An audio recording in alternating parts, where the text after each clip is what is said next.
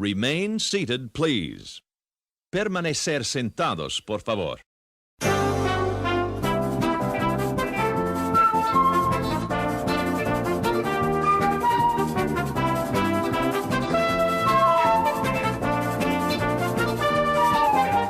Matterhorn Matt presents Matterhorn Mondays. Hello everybody, welcome to episode 91 of Matterhorn Mondays. I am your host, Matterhorn Matt. And I am your host, Alex the Historian. And today, we have a wonderful show planned for you all. Sound like Morgan Freeman, kind of. Not really, but... No, you don't. You're not even on the level of Morgan Freeman, okay? In my mind, I was sort of like at least a quarter of the way there, but probably... To everyone listening, it's probably like not even a 100th of the way there. But anyways, welcome to the show. Episode 91. 9 more until episode 100. Still don't know what we're going to do for the 100th episode, but if you guys have any suggestions, please drop a comment down below. You can tweet at me, at MatterhornMatt, or you can message me on Discord. But before we get into this week's episode of Matterhorn Mondays, because this is going to be a really fantastic episode, and when I say that, I mean it. I may not mean it when I say it the other times I've said it in the past for other episodes, but today I really do mean it. So, before we get into any of that, I would like to say that this episode of Matterhorn Mondays is sponsored by all of my lovely patrons over on patreon.com/MatterhornMatt, and I would also like to showcase, because I've been teasing this for a while, I'd like to showcase, I had new art drawn up for the different tiers of the Patreon page to make into stickers and pins as well, because I've been, gosh, it's been at least like a year. It's set on the side, stickers and pins coming soon, and I haven't gotten around to it because I hadn't had an actual art drawn up, but I like to showcase this art for you guys. So here is the Bob Sledder art, and here is the Heralders artwork, and I'm gonna go ahead and pull up the artist that drew these. I'll link her down in the description below. Let's see, I could be pronouncing this wrong, maybe, I don't know. Kipple, Cipple. Link will be in the description to her Twitter and to her DeviantArt.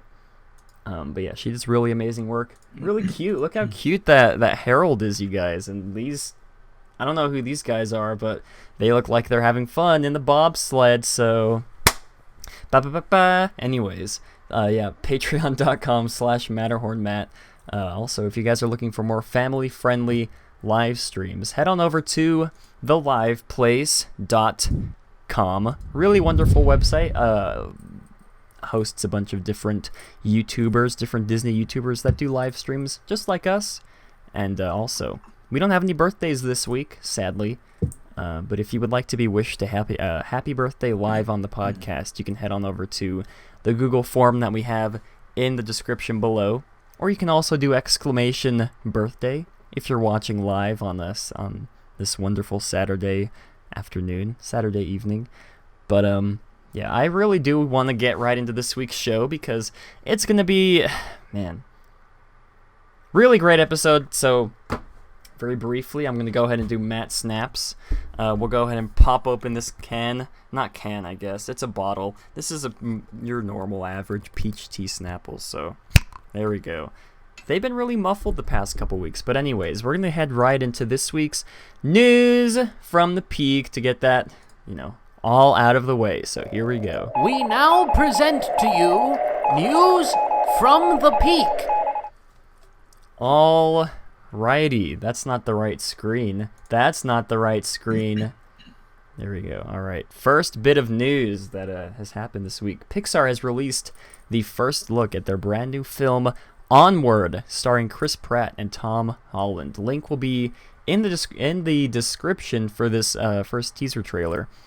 I guess I'll recap the plot. Quote, set in a suburban fantasy world, Disney and Pixar's Onward introduces two teenage elf brothers who embark on an extraordinary quest to discover if there is still a little magic left out there. Pixar Animation Studios' all-new original feature film is directed by Dan Scalin, I don't know, and produced by Corey Ray. I know I'm pronouncing that one right at least. The team behind Monsters University. Onward releases in theaters on March 6th of 2020. March 6th of 2020, you guys. Looks like a really cute movie. I wasn't really much of a fan of Monsters University, so we'll see how this one turns out, but it's nice to see that Pixar is going back to original films instead of, Toy Story episode 501. Is that what we're on now? Anyways, second bit of Disney news comes to us from the DisneyParksBlog.com. Epcot updates are going to be coming to us from the D23 Expo in August, so they did put out a whole, really lengthy not really lengthy, but they did go in depth as to what they're going to be talking about at the D23 Expo. And I think we predicted it, D23. I mean, it's sort of an obvious prediction that they would have more information at D23, but I'll link the article down in the description below for you all to read up, catch up as to what they're going to announce, what they're going to release. But I do just want to say that they may or may not be changing the Epcot Pavilion logos. Either that or they're going to be adding more. So take that as you will. I know a lot of people are fans of those original Epcot Pavilion logos, for I can't think of an Epcot ride off the top. World of Motion, that's one of them. The Energy Pavilion, I can't think of right off the top of my head, so I do apologize. But yeah, link will be in the description for that. And for our last bit of news from the peak, I had to scrape the barrel this week, you guys. Tron Light Cycle track begins installation in the Magic Kingdom in Tomorrowland. This is sort of old news.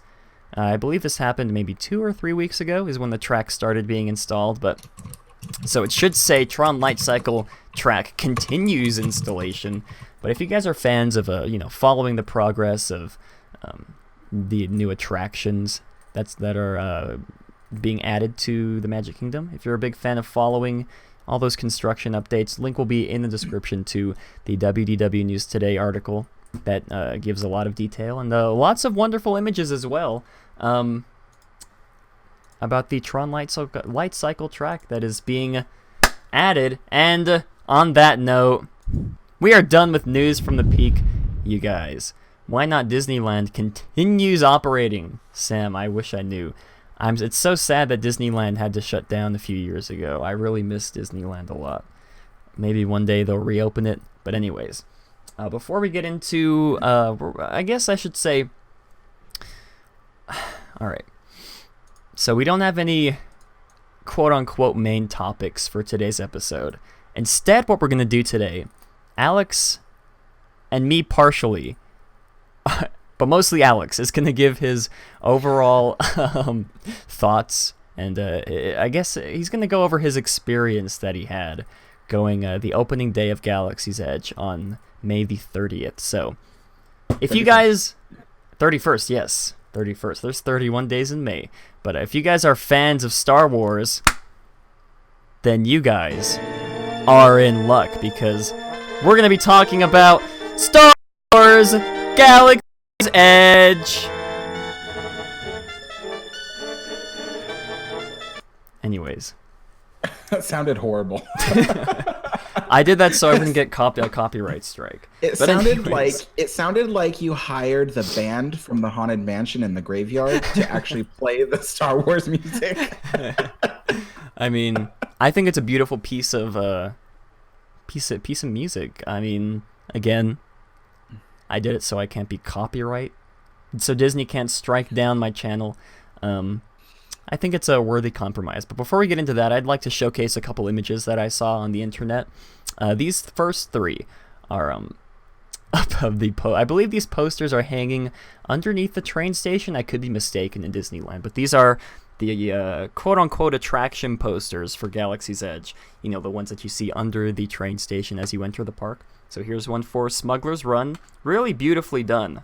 Let's see. Here's one for, I guess, just overall for Galaxy's Edge. Resistance side. Here is the First Order side. Oh, that's Rise of the Resistance. Oh, I didn't realize they had the Rise of the Resistance poster up. Okay. Well, anyways, beautiful pieces of artwork. I wish I knew who drew these. If you do know, link in the description below, please. Yes, Matt would really like to know who drew these, so that way he can mispronounce their names. Yeah. Yeah, but on the same topic of Galaxy's Edge, we're going to be getting into Alex's experience here in a sec, but I do have a couple more images that I like to showcase. I just like to say, can we all get a big F in chat, you guys? Chris was there with Alex opening day of Galaxy's Edge, and sadly, Chris did not make it out alive from Black Spire Outpost. He unfortunately got shot as he was trying to sneak into the Rise of the Resistance show building. Here is the last known image that was ever taken of Chris in a Black Spire Outpost. So big F in chat for LMG Vids, Chris with a K. Yeah, as you can see, he's been brutally injured. We're not sure if he's going to survive his injuries, you guys. So go on over to his Twitter, wish him well. But anyways, let's get right on with today's show. This was a wonderful picture, by the way. Thank you, Chris, for agreeing to plank on the floor of Galaxy's Edge. Now, on to the content. So, Alex did provide to me. I don't know if I'm saying that right. Alex sent me a couple images of the merchandise that he happened to buy at Galaxy's Edge. Here's the first couple bits. You can see Coca-Cola, and I think that's Sprite. Yes. Yeah, and here's the...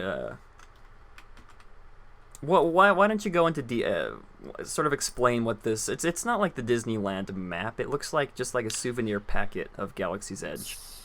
It's not. It is. No. Well, okay. Let me explain what this is. This is a exclusive Disneyland map for those who went to the opening day of Galaxy's Edge. Those who had reservations and went to opening day of Galaxy's Edge. This map is not available to anyone else. So, as a matter of fact, later on that day, we saw people walking around with a different type of Disneyland Galaxy's Edge map. And that one basically looked out of the cockpit of the Millennium Falcon while it's going to hyperspace. But this one in particular is really cool. I really like this map because this one, it has that specific image of the Millennium Falcon landing at Galaxy's Edge, but also that particular image of the Millennium Falcon landing, that is textured. So like when you touch it, there are parts of it that are glossy and smooth, but then other parts of it, like the rock work, is really rough and coarse. And it's just really cool. A really interesting map. I've never seen Disney change up the texture of a park map like that. And the rest of the map highlighted things in Galaxy's Edge. As you can see, the legend on the right, legend's on the left, but the stuff on the right talks about like anything you might need assistance with, stuff like that. And then when you turn over the map to look at the Disneyland side, you have the brand new image of Disneyland, along with a listing of the different lands in Disneyland as well as Galaxy's Edge. You may also note that that under Galaxy's Edge, which is right there next to Adventureland on the top of the list of attractions, Smuggler's Run is listed as an attraction in Galaxy's Edge, but so is a few other things like the lightsaber experience and stuff like that. So we thought that was interesting. We think that's a move because of the fact that there is only one attraction currently in Galaxy's Edge, or it could be that Disney is truly considering that an attraction. So, and the last image that Matt flipped to accidentally is a what's it called? A annual pass holder exclusive pin that started being sold yesterday. For those who can't see it very well, the image is of the spires of Galaxy's Edge. It says Star Wars Galaxy's Edge. I have it right next to me. Why am I reading from a screen? Landing 2019, Black Spire Outpost, and then it has something in Arabesh, which I don't know what it says. Yeah, and that's kind of cool. It's a really heavy pin, and it requires 2 of these, like those little thingies that pin into your. I guess it's called pin. It requires 2 pins to pin onto you because it's that heavy. But it's like really cool and very chrome and shiny. And I didn't expect it, and I ended up getting it with money that wasn't mine. I got it from my dad's money. My dad's like, "Here, get me some money for some sodas." I'm like, "Okay, I'm gonna get myself a pin." So he was cool because I got him one too. So he was like, "Okay, well." Anyway, but yeah. So that's that. Now, Matt, that video I provided to you. Yes. If there is a way you could put it in full screen so people can experience the majesty of the park, and then mute us during, because it's just it's really nice. It's like really, it's really awesome. So anyway, and I don't know if there's anything else you want to ask me before we. I think we'll just go right into this video. Very excited I haven't seen this yet, so I'm excited to see it as well. And yeah, we'll just get right on with this wonderful video prepared by Alex. This is the park at 5 in the morning.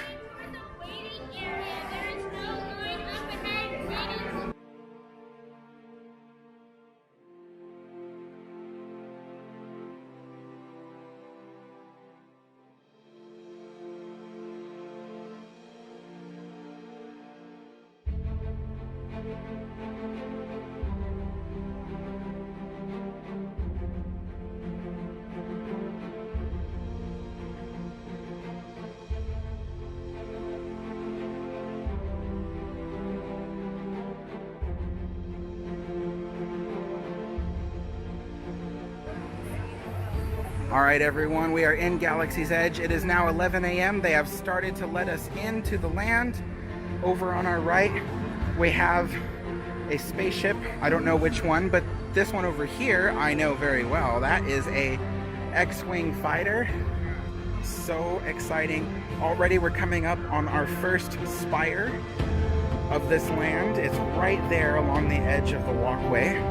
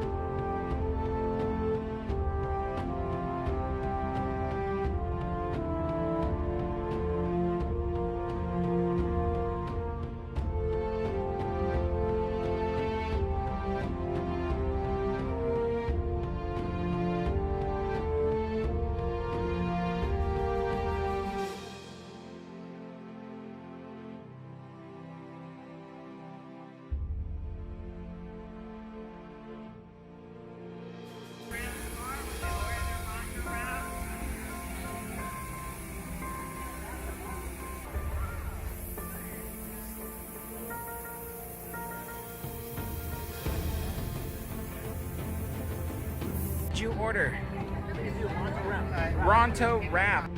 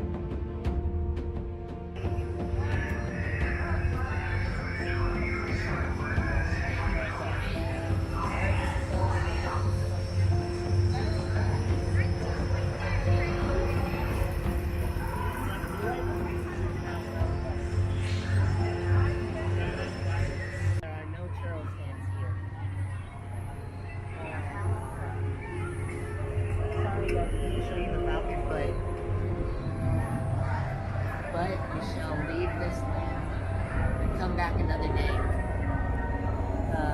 Just give me a sec.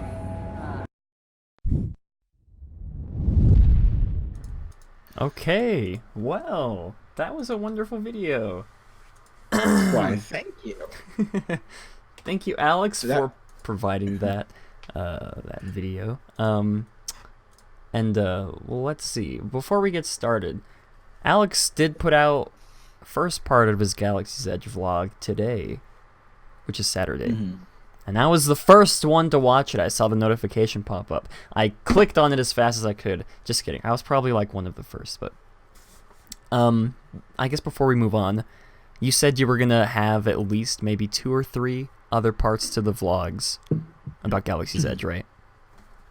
Yes. So it looks like at the moment I have enough footage to make a second one. I haven't watched all the footage, like, because I took so much. I probably had I think I counted 53 clips of footage.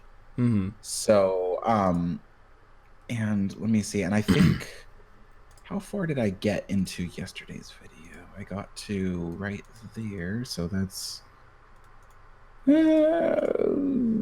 oh, it's possible I might have another 15 or 18-minute video for so there's probably gonna be a part 2 and then that's it. But if there's enough footage, then I'll probably do a part 3. Okay. Well, I can't wait to see that. And let's see. I don't even know where to begin with this, so I guess we should begin. I'm really excited to hear the experience that you had when you got to Disneyland at 12 a.m. a.m. Yeah, 12 a.m. Yeah. I can never tell if it's a.m. or p.m., but anyways, so I guess we'll go linearly, if that's the right word, from the beginning of Alex's trip when he got to downtown Disney at 12 in the morning to, I guess, when his reservation time was up and he left the land. So let's go ahead and start there. And after that, we're going to do a Q&A session for all you guys watching. If you have any questions about Galaxy's Edge that you'd like to ask Alex, that'd be the time to do it. I do have a few questions myself. I may or may not have forgotten them, though. So I'll have to try and remember them by the time that session comes up. But I swear I do have questions to ask. So anyways, let's go ahead and start with the experience that you had getting to the park at 12 in the morning. Yes, and be prepared to take notes while I'm talking in case you come up with another question, because no, really, I mean it. Anybody, Matt or anybody else listening to my story right now, take note of a question you want to ask me, because I'm probably going to start rambling, and then you probably won't want to miss my rambling, so then you'll end up forgetting your question. So so anyway, the beginning of my story begins at 10:30 p.m. the day before Galaxy's Edge opening.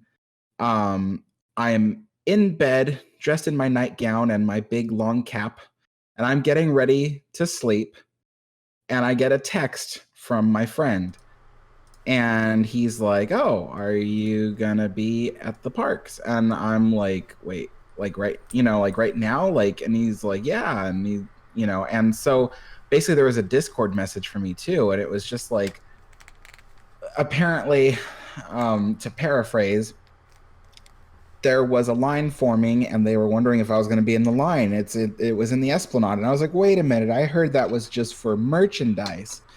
And my friend's like, yeah, that's for merchandise and getting in the park. People who are getting merchandise from inside the park are going to be filling up the park. So it's so then I was freaking out. So I got ready. I got ready and I started going on my way to Galaxy's Edge. And I missed out on sleep, because I was going to get a good night's sleep before I went there to be well rested, and it just didn't happen. So I ended up getting there. I got to the to the resort at 12:10 a.m. And oh man, it was just okay. So down Harbor Boulevard was Anaheim PD. They were doing traffic control, and yet there was no traffic. So it was just like, I think Disney anticipated a ton of people filling up the streets and stuff. So they asked Anaheim PD to be there. But there was nobody there. So I got to the Esplanade, and I'm looking around, and there's like maybe 10 people in the line. The Cassenbergs set up a tape queue on the ground, just zigzagging, or not zigzagging, but in straight lines, actually, for people who wanted to get in to do the merchandise. I ended up just saying, oh, well, that's just for merchandise, because the customers were telling me, no, if you want to get in the park, you just go up to the front gates. Like, there's not going to be a line for it. So I was a little upset because I was there for no reason, and I had to take a bus there, and it was the last bus of the night. So it was like I was stuck on the resort property. I ended up walking down downtown Disney, and then I came back to the Esplanade and decided to wait in the line because I'm like, hey, I'm going to be here, for forever anyway. So I got in line, and then I saw my friend, and I'm like, oh, okay. So that was Mark. And I'm like, I'm hanging out with Mark the whole time, and we ended up meeting like, a bunch of people. Like, some of them, like, I said hi to some like famous YouTubers, like, there's Theme Park Obsession. I really like his channel. So, it was really cool to see him there. And I was like, hey, Dylan, how's it going? And then, oh, you know who else I met? I don't know his full name, but Jeff. He's the guy that has like the world record of like the most consecutive visits to Disneyland. Oh, I follow him on Instagram. Yeah. Yeah. He's the guy who's been there like almost 3,000 times now. In every day, like 3,000 times. So that's like almost 3,000 days in a row. So, yeah. So, and then, so customers were telling us like, okay, so at 2 a.m., we're gonna walk you guys over to Tomorrowland. You guys are gonna line up in Tomorrowland. We have taped queues on the ground for that. And they said, and so you'll just hang out there until the park opens at 8 a.m. because they weren't gonna open the merchandise thingy till 8 a.m. at Launch Bay. So we're like, okay, that's great. At least we won't have to stay out here, with the generic Disney music for hours. But no, none of that happened. So they're hyping us up for like a long time. They're like going around going, are you guys ready? And we're like, yeah, and after like 2 hours, they stopped doing that because they're like, okay, nothing's happening. So long story short, it wasn't till 5 a.m. that they opened the park gates for us to get in.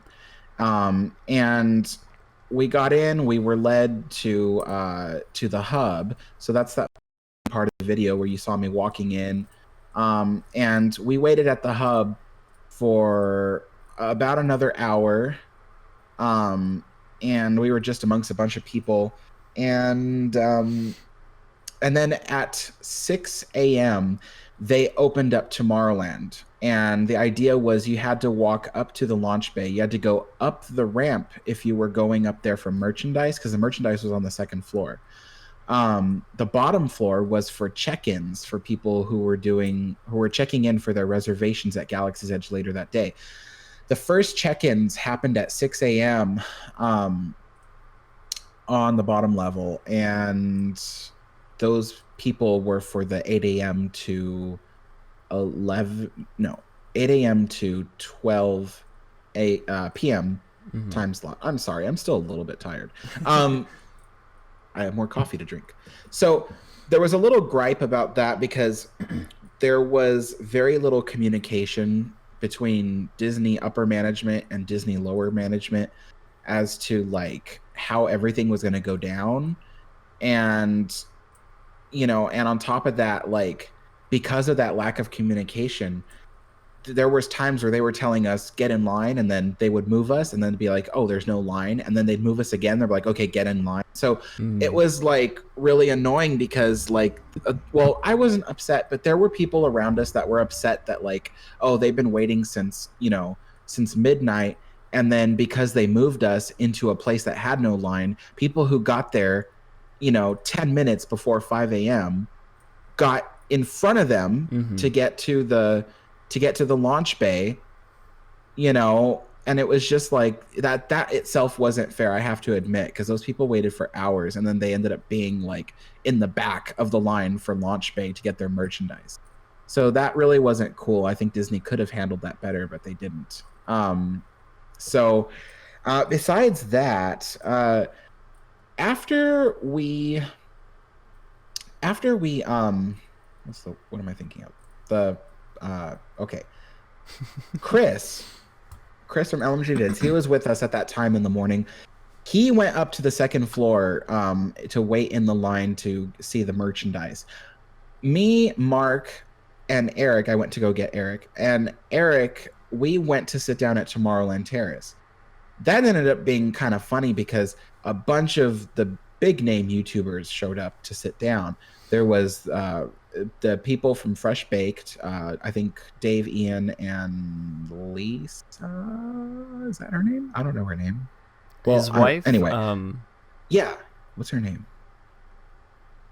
I don't know her name. Okay, it doesn't matter. Yeah. The point is, the Fresh Baked crew was there, as well as Adam the Woo and Justin Scard. They all sat down at one table. I'm really surprised. Liz, that's her name. Yeah.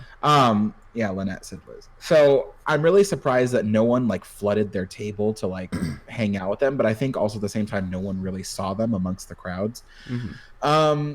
And Eric had a fun time going up to the table and talking to them and stuff like that. And then Chris and Mark went up, and that was that. So anyway, to move on, we hung out the rest of the day, and then before our time slot, we got in line at Critter Country. I want to say 10:25 a.m. because our time slot was at 11 a.m. to 3 p.m.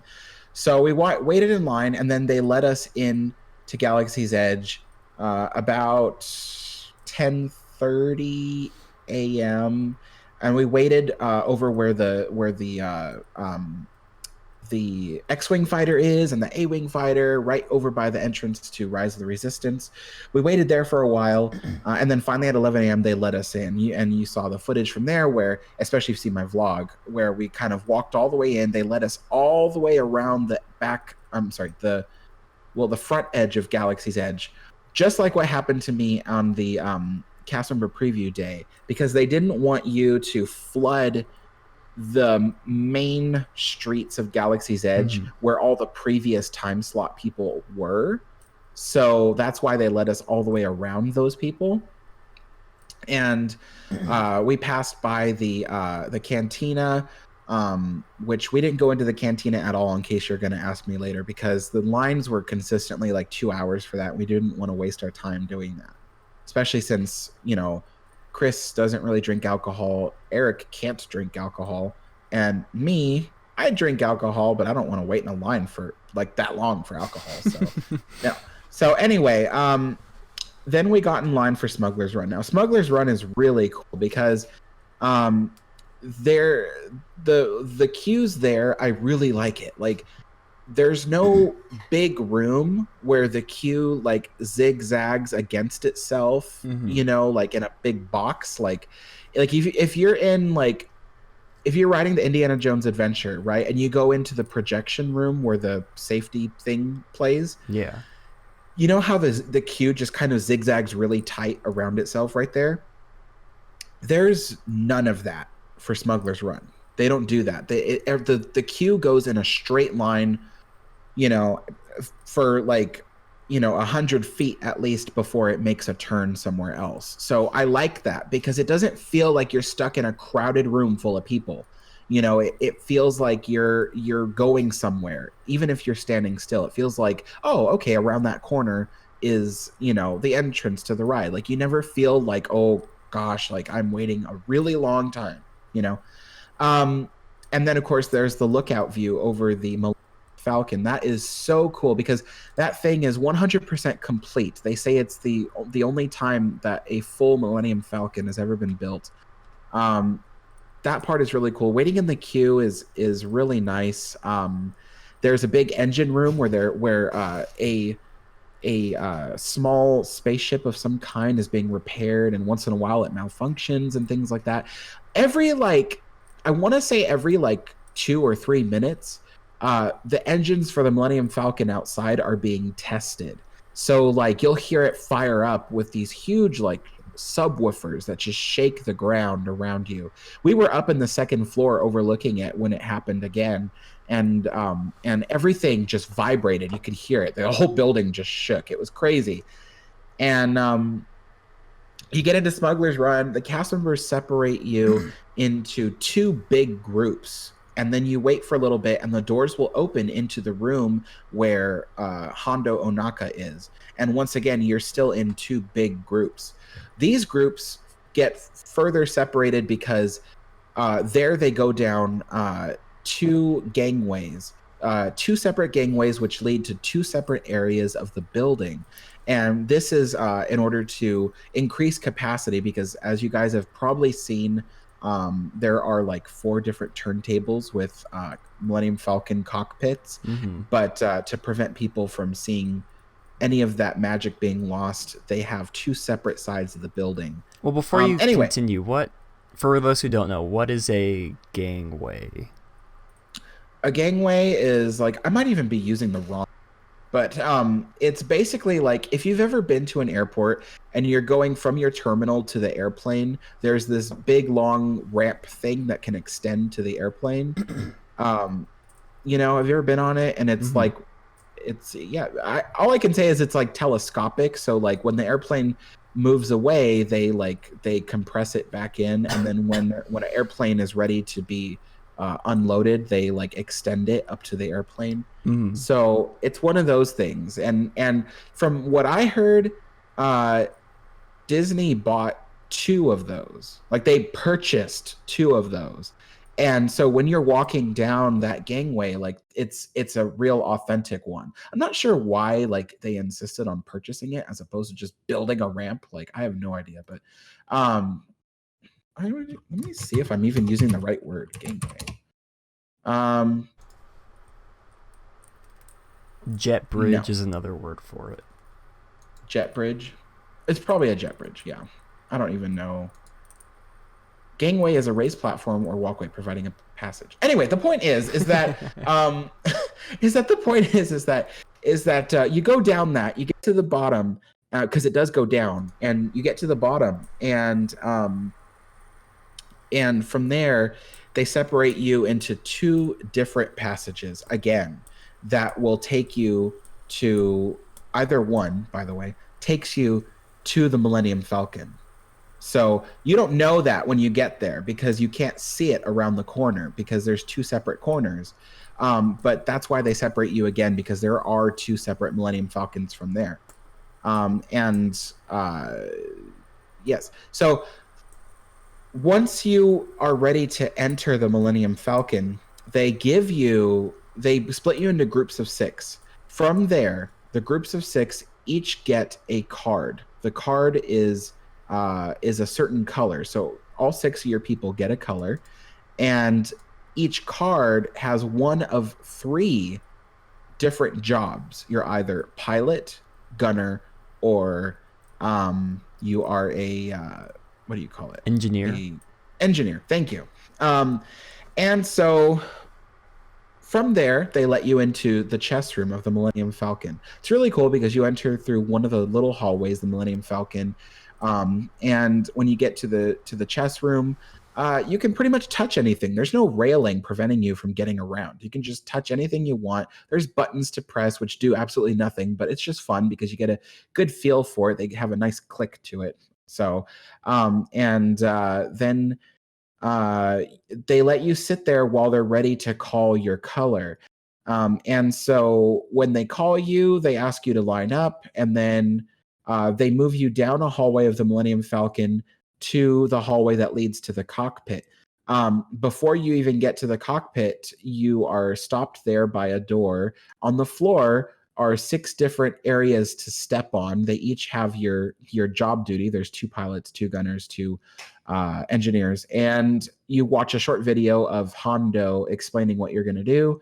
Then they let you into the cockpit, and you sit down in your seat. The seats are really hard. They're not like cushiony or soft in any way. They're really hard, like rock.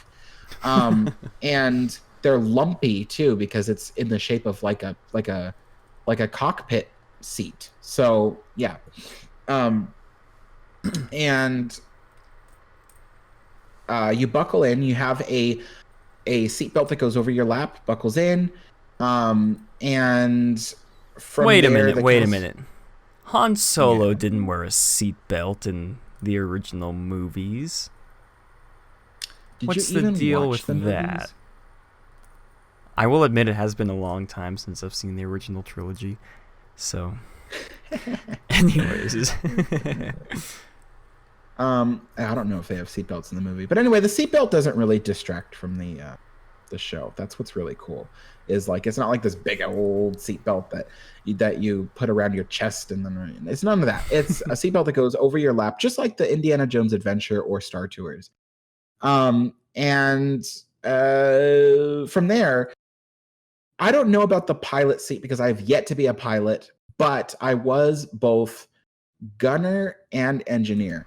The gunner has the option to like they have everyone has a monitor that they can look at that communicates to them, and if you're a gunner, you have the option for automatic controls or manual controls. This basically is hardly a difference, but what it does is if you're a gunner, it makes it so if you switch to automatic, you don't have to worry about trying to hit a target. It will automatically target your targets. All you do is you press the button to fire the guns.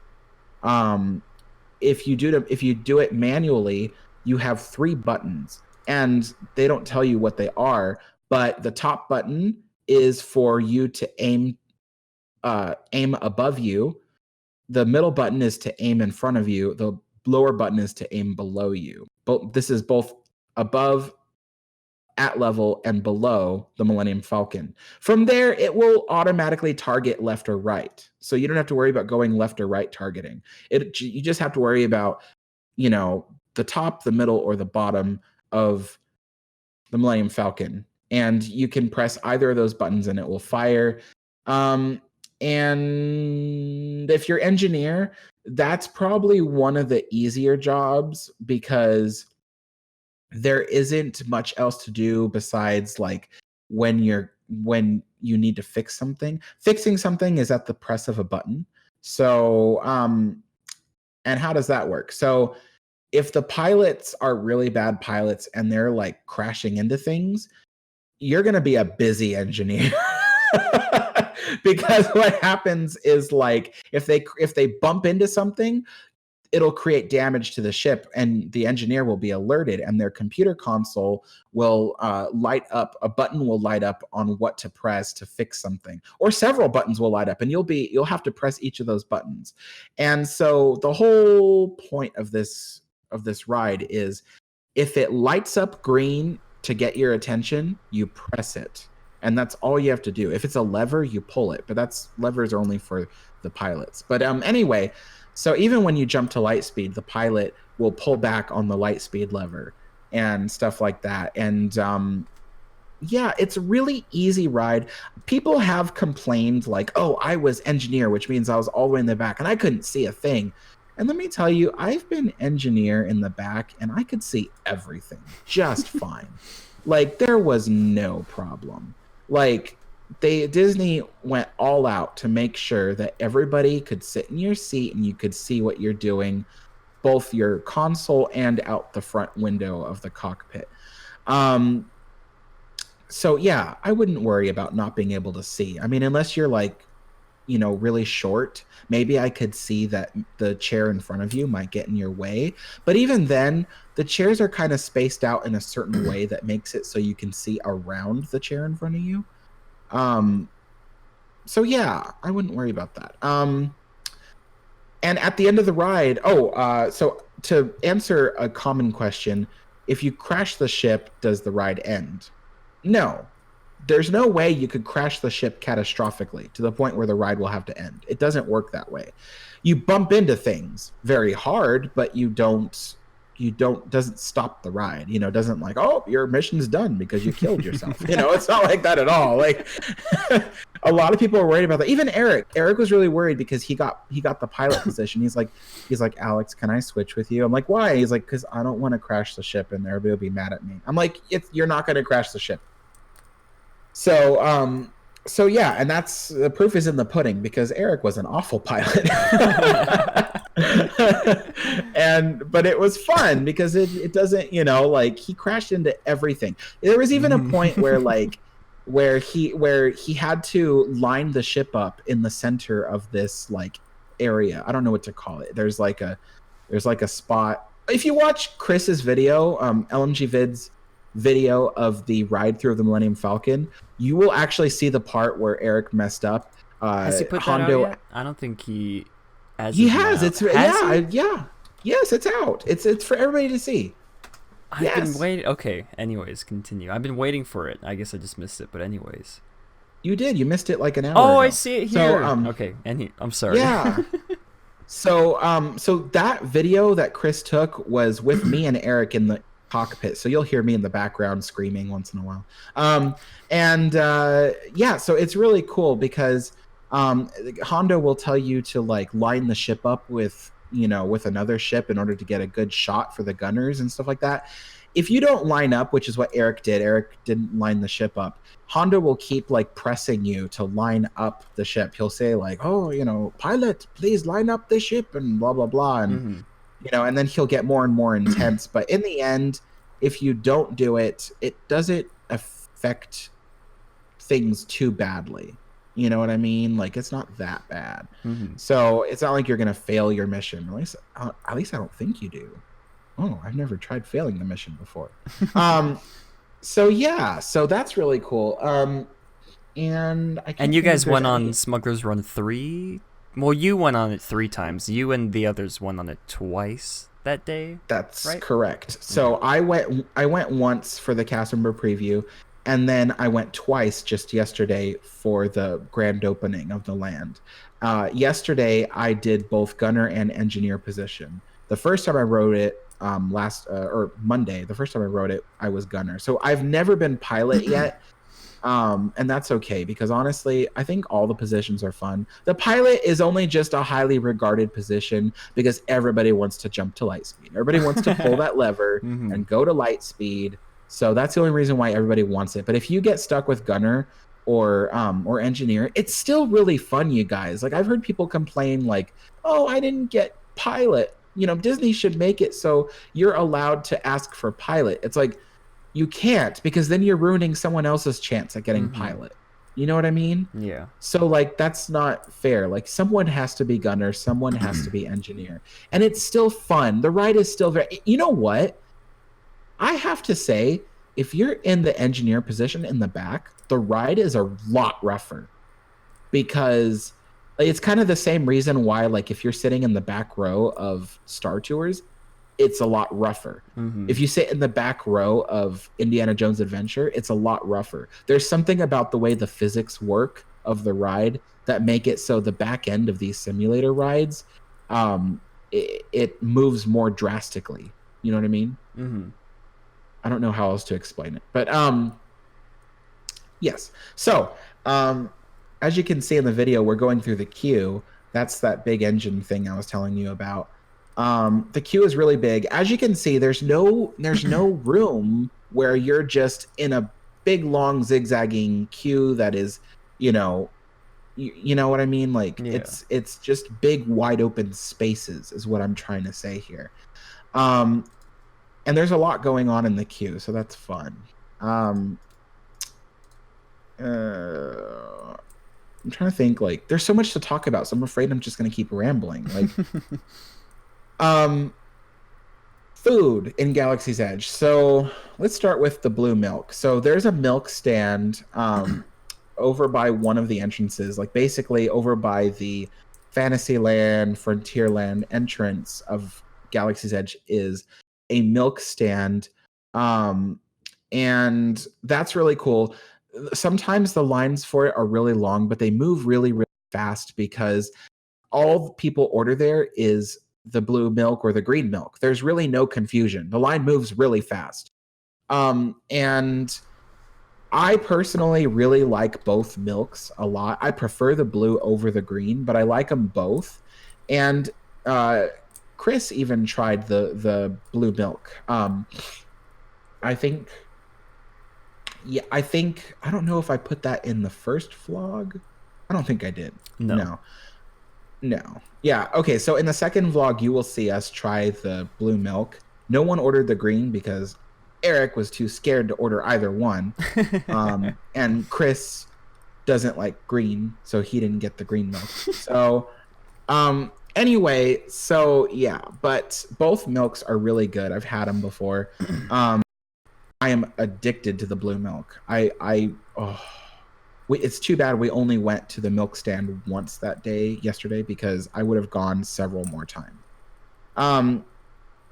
And the flavor, like I keep telling everybody, it's made of two main ingredients, rice milk and coconut milk. I understand if you don't like either one of those two things because I personally hate coconut milk, but I have to say it doesn't taste like either one of those things. It's made of it, but it doesn't taste like it. And the flavors are not intense. They're very light. They're meant to be mellow flavors. So the blue milk is like blueberry and lime. And once again, there's no tart or anything like that. It's very mellow. And then the green is supposed to be like apple and lemon, which again, a lot of people associate apple and lemon with tart, with sourness. But it's not like that. There is none of that. It's very mellow. It's almost as if Disney created a whole new flavor that you've never tasted before. So in this video, you're also seeing us go through the queue. That's the card that we got that tells us what we are. Oh my gosh, in this this Han video. Solo! Oh my gosh, there he is. What are you? He was in there talking with you about? guys. No, he wasn't. Oh, I see the guy now. Okay, the Han Solo guy. Yeah. So that's really cool. You just like sit in that big chess room, just doing absolutely nothing. You know, walking around. There I am pressing the buttons and stuff like that. And I'm seeing this on a delay, you guys. So if I'm talking about something that already happened, because it's on a delay. So yeah, so it's really cool. You just walk around, do what you want. Those cast members that are dressed in the blue vests, they will walk around, and when they're ready to call your color, they will say, you know, like, oh, can I have the crew with the blue credentials, or can I have the crew with the white credentials? That kind of thing. So I don't know if you could go back, but there is an exit sign to the left of the entrance to the chess room, and there is a little doorway back there that is hard to see because it kind of blends in.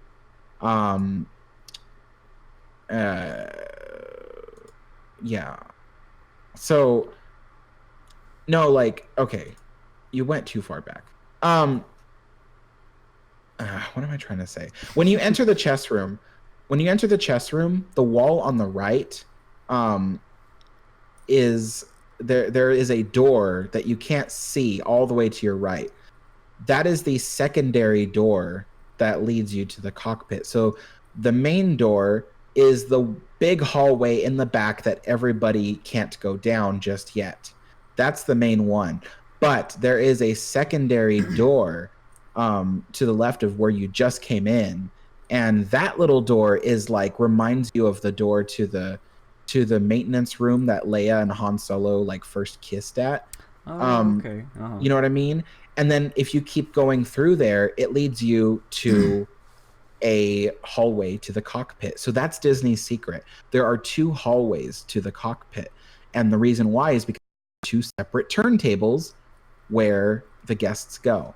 So yeah, so that's that. And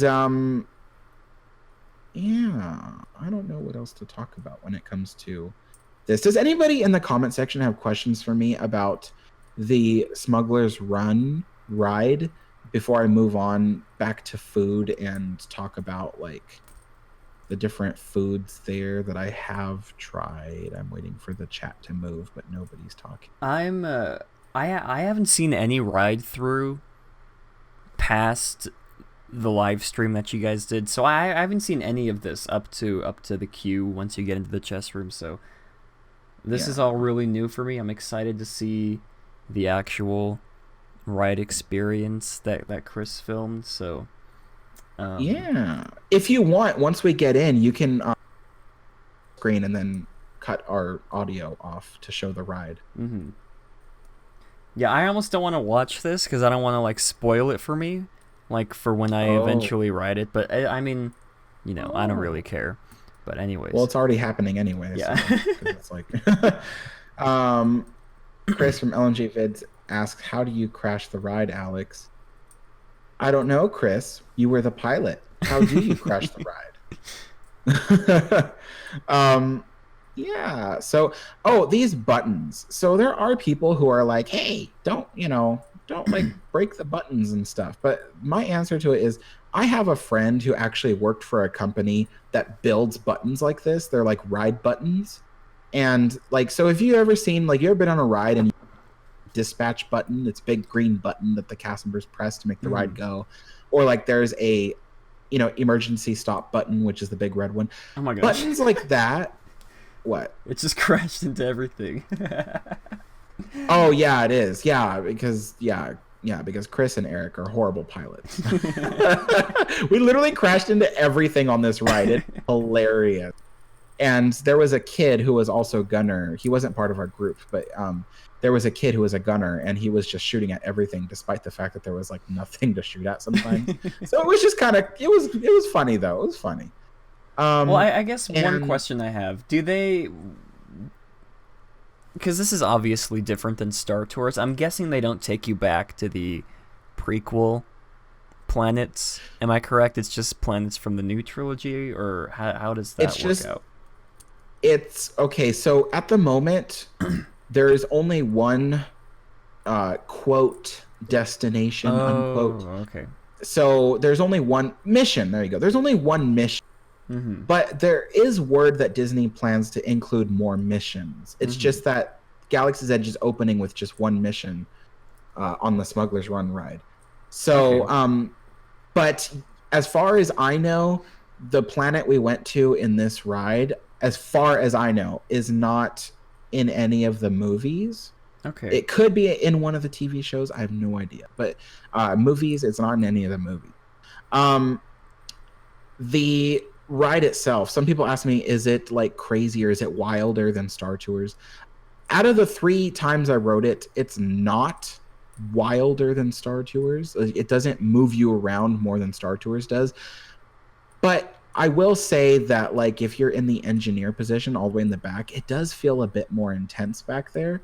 But the reason why it's not as intense as Star Tours is because it's really hard to press buttons and pull levers when you're being thrown around like a rag doll. So it's like, like you need to be able to press buttons and pull levers, But it is still fun. It still moves a lot. That's not to say that, like, my back started hurting riding it because I was like being thrown around a lot, like especially thanks to Eric, who kept crashing it and everything. And Chris too. Chris doesn't know how to control anything. Chris, you are awful. But yeah, so, but it was still very fun, very intense in itself, because as you can see, the mission was just so much going on, so much happening. Everybody had a job to do, and it was constantly things to do. But at the same time, like, I did worry, like, I don't know if you guys remember, like 2 episodes ago, I was like saying like, oh, I'm really worried about riding this ride because, when I go on a ride, I want to see what's happening in front of me. I don't want to be distracted by buttons next to me. But I have to say, this ride put to rest that, that fear, because even though there was buttons to press, it didn't distract from the ride. I just, and if even if I didn't catch something that happened on screen, it gives me another reason to go back, So it's like, so this was really fun, and it was really cool, and especially when there's like little kids riding it, because like they're like, oh my god, like they're all in the ride, you know what I mean? Like they're so into it. I was into it too. Like it really feels like you're piloting the Millennium Falcon, except there are a few funny things, like, so how the pilot is like the cockpit of the Millennium Falcon is like all the way to the right of the Millennium Falcon. Yeah. When you're riding this ride, things don't quite line up. Like you're always centered with things.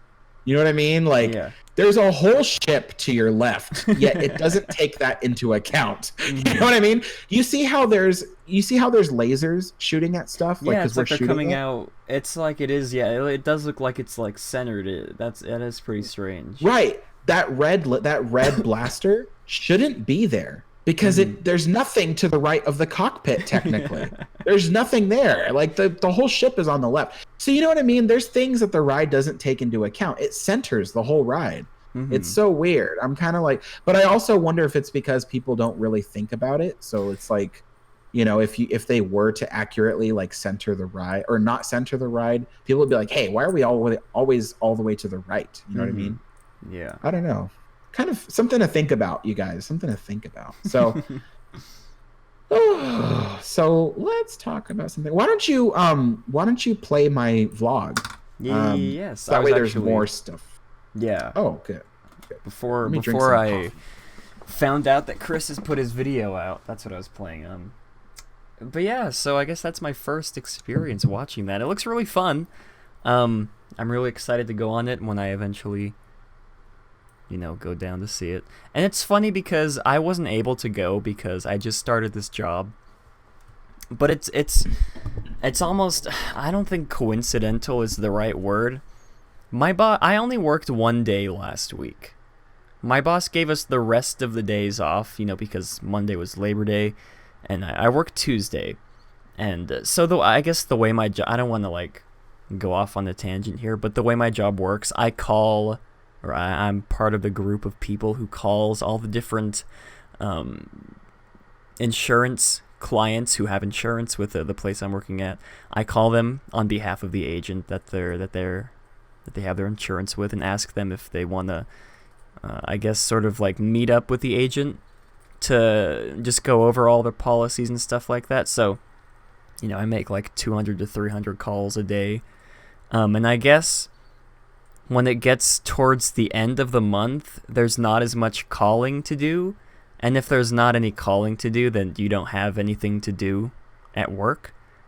So I guess this is one of the rare, and she was telling us about how rare it was, you know, that we got this many days off. So it was kind of, I don't think coincidental is the right word, but I wasn't able to visit Galaxy's Edge with Alex and Chris and everyone because of work. But then I only worked a day this past week. So ironic, that might be the right word. Anyways, so yeah, kind of you know, not mad, but it's interesting. But anyways, We missed you, Matt. We really missed you. yeah, I missed you guys too, but I'll be there soon, hopefully. I just gotta save up enough money. I don't want to use all my vacation days just yet. But anyways, let's see. What is there to move on? Did you already finish talking about the food? Okay, perfect.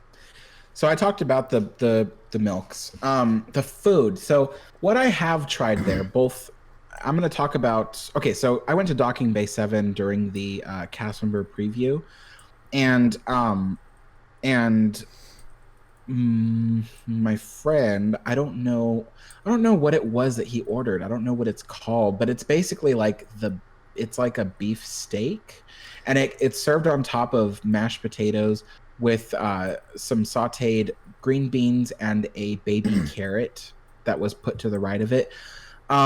I personally ordered what are called the kadu ribs, and it's basically like the what's it called? A small cut of baby back ribs that are barbecued. So there's like nice sticky barbecue sauce on top of it. And then they garnish that with breadcrumbs to give it some like strange otherworldly crunch to it. Mm-hmm. And then let's see. Underneath the ribs, my side dishes were cabbage. The conspiracy continues, everybody. Dude, there is so much cabbage in Galaxy's Edge, I can't even begin to tell you. Like, it is ridiculous. Like I thought there was plenty of cabbage in Disneyland. Like, Galaxy's Edge is like all cabbage. I hope you got your cabbage teeth on, people. So Oh yeah, there's Adam the Woo. We saw him plenty of times. So okay, so the cabbage was like a warm coleslaw. I think it was intentionally warm, actually. I think it was intentionally warm. And it was good. Warm. It was really good. Mm-hmm. Yeah, it was okay. So the cabbage was a red cabbage. I'm not gonna say purple because it wasn't purple. It was like red. And then the other side was a blueberry corn muffin. The blueberry corn muffin was really interesting. Like good interesting.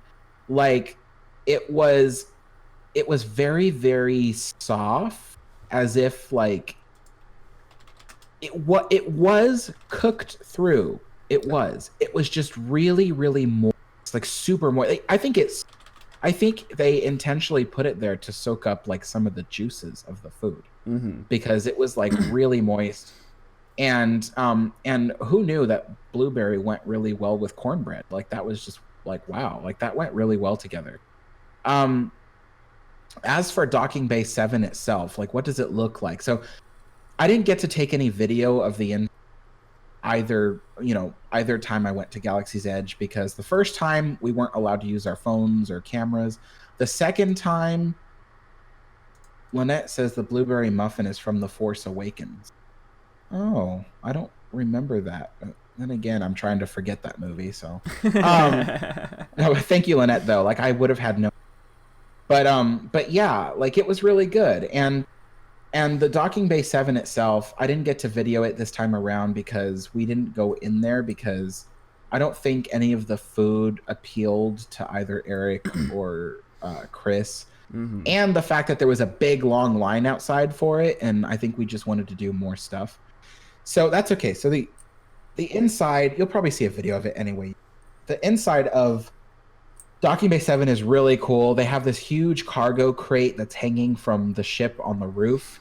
And the ceilings are super high. And what's really cool, one thing I really noticed about it was when you went up to the counter, like you couldn't see the kitchen from the access windows. Like usually at Disneyland, if you like peek into the access window, you can see the kitchen. Well, you can't do that at Galaxy's Edge because they have conveyor belts where your food just magically appears from. And so they just grab the food off the conveyor belt that was yours, that you ordered, and then they bring it to you, and then that was it. The cool thing about Docking Bay 7 is that, okay, so it's both a plus and a minus. The only utensil they use is a type of heavy metal spork that you get. It's machine washable, which is why you don't keep it. People don't keep it. So it's really difficult to eat meat with a heavy metal spork. So that was kind of difficult, but I mean, so that's why it was good and bad. Like the good was that the spork made you really feel like you were not like at a normal planet, or like you weren't on Earth, you were like somewhere else. That was the cool part, but the downside was that it was just, you couldn't cut through meat with it, so it was just really difficult. Like they didn't offer any knives or anything. If you ordered a soda there, they give it to you in a paper cup, but the paper cup is not a Disney Parks paper cup. Like it's not the usual Disney Parks cup that there's the sport. There you go, you guys. Yeah, and you can see that the food is sitting on a metal tray. In the industry of the food industry, we call that a half sheet pan. The half sheet pan is usually used for cooking, but yeah, they use it as a tray. So, yeah, and so what was I just talking about? Oh, the cups. It's not a usual Disney Parks paper cup. It is a specific Galaxy's Edge, like printed in Arabesh paper cup. Really cool. Any more? So Docking Bay 7 is awesome. And then Docking Bay 7 has an outdoor seating area as well. It's very small, but it still helps. And unfortunately, if you are buying food at Docking Bay 7 or you are just looking for a place to sit down, you cannot go to the outdoor seating area of Docking Bay 7. They don't let you. There's a sign that says "Do not enter," exit only. and then there's a cast member staff there to make sure like you don't just walk in. So that was an unfortunate part about that. Yeah, and in this video you're about to see that we discovered a hidden Mickey, which is really cool. I don't know if you guys are already seeing that or if I'm not seeing it yet, but Bunny Mom Julie says, why are you getting a load of coaxial cable? I laughed at that because you know what? Like it does sound like he's saying, "Oh, you got the coaxial," and I'm like, "Isn't that a type of cable?" But he's like saying coaxium, but it's yeah. I think that's funny because it's kind of like like from Avatar, it's like unobtainium. It's like it's a really ridiculous name. Okay, no one's laughing. Okay, so anyway, so Ronto Roasters. That's really. Oh my gosh! Oh, you got the laugh track. I've been waiting for the right moment to use it. That was kind of scary though. Okay, so yes. So Ronto Roasters. Ronto Roasters is really awesome. It's a big open air building.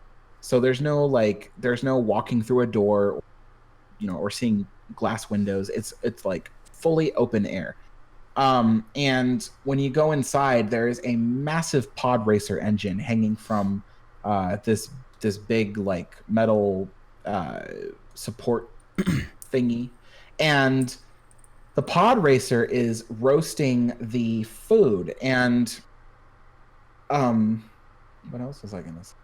The pod racer is roasting the food, and turning the spits with the animal meats on it is a smelter droid. He's specifically the same droid that you see in Return of the Jedi, who is torturing like some droids and stuff like that. So that's kind of cool. And the Ronto wrap. I highly recommend the Ronto wrap. It is so good. And trying to think. What do you? Oh, that's the video that I made for you. Yeah, so that's the inside of Ronto Roasters.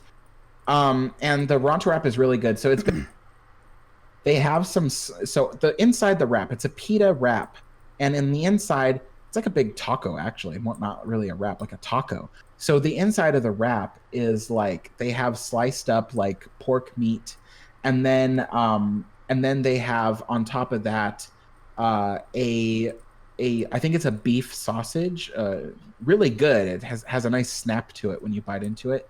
And then they have what's called the clutch sauce, which they call it a peppercorn sauce, but it didn't really taste like peppercorns so much as it tasted like a really mellow chipotle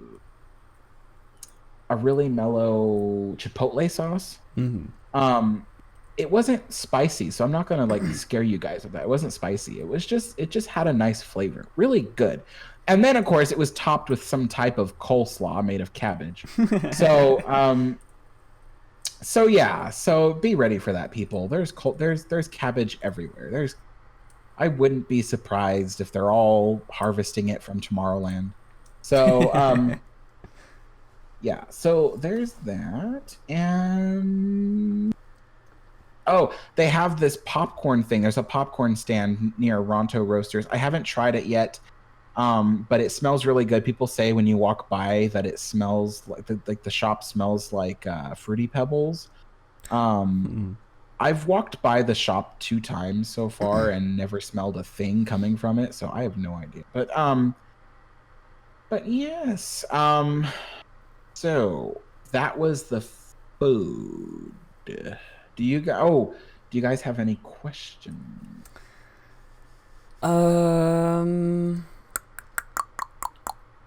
Let's see. I haven't seen any specific video about this just yet. Well, I guess you only entered through Critter Country, so you probably wouldn't be able to answer this. But I was curious as to how the transition was from the Frontierland the Big Thunder Trail, Fantasyland area into Galaxy's Edge, how well that was handled. Okay, so so we entered through Critter Country, but I did get to exit from the Frontierland Big Thunder Trail area. And you will see that in part 2 of my vlog, or maybe part 3. Either way, it's at the very end of the vlog. So so yes, you will see that in my upcoming vlog. And the transition, it's funny because a lot of people say that it's a smooth transition, but I have to say that in a way, it's actually a very harsh transition. But at the same time, it works. I don't know how else to say that. Like, it works. And so basically, the one I went through was the one where you see the metal bridge that the Disneyland Railroad, the metal, they call it a pony truss bridge. Anyway, so that's the one I went through, and that one, from Disneyland side, it looks like the trail goes down underneath the Disneyland Railroad bridge, and then you see this sandstone type entranceway.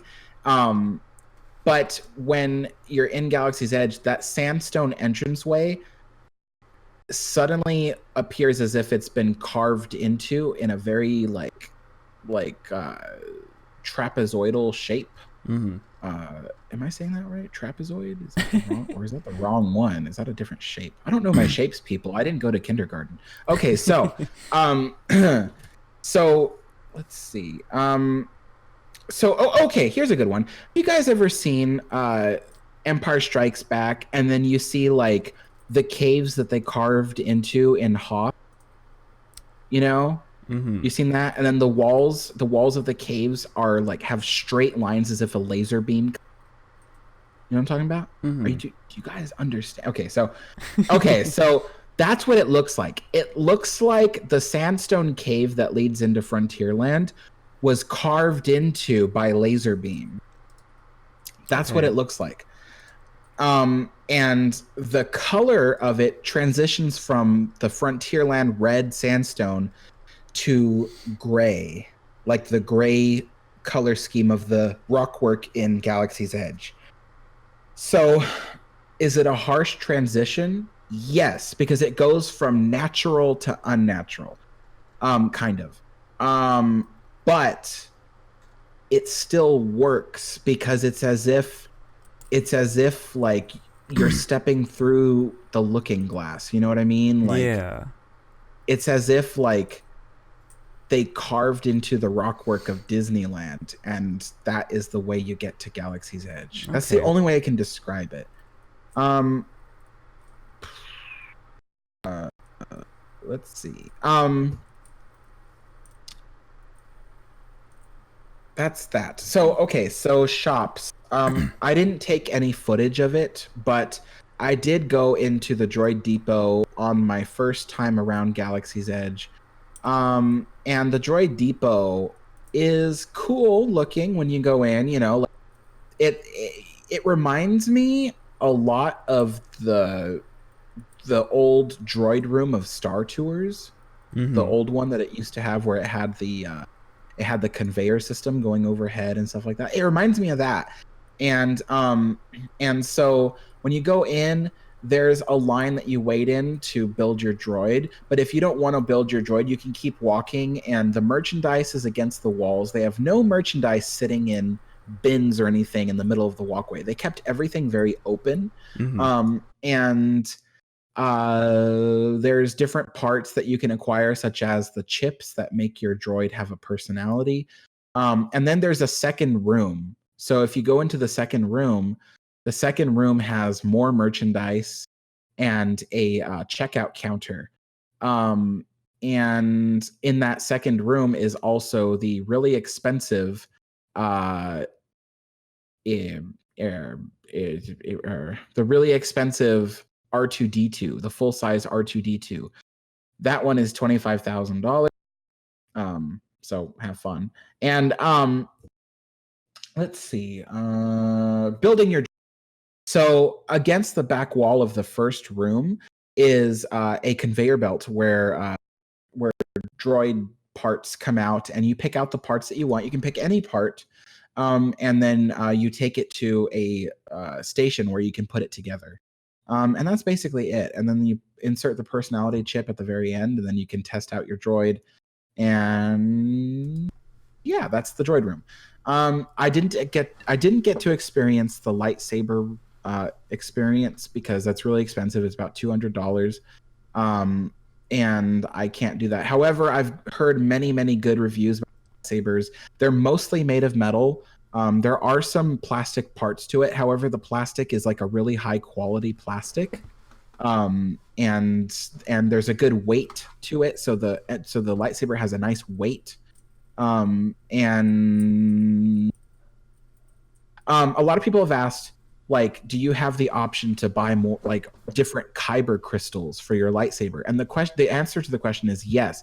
If you go to Doc Ondar's, which is right next door to the lightsaber experience, you'll see a part of it in my next vlog, because I didn't go into it, but I went outside of it. Anyway, so inside Doc Ondar's is stuff that is themed to both the Jedi and the Sith. And part of that is a grand assortment of different colors of kyber crystals. And you can buy as many as you want for your lightsaber. So, yes, so there's that. Bunny Mom Julie says, "May the spork be with you." Where's the laugh track? Oh.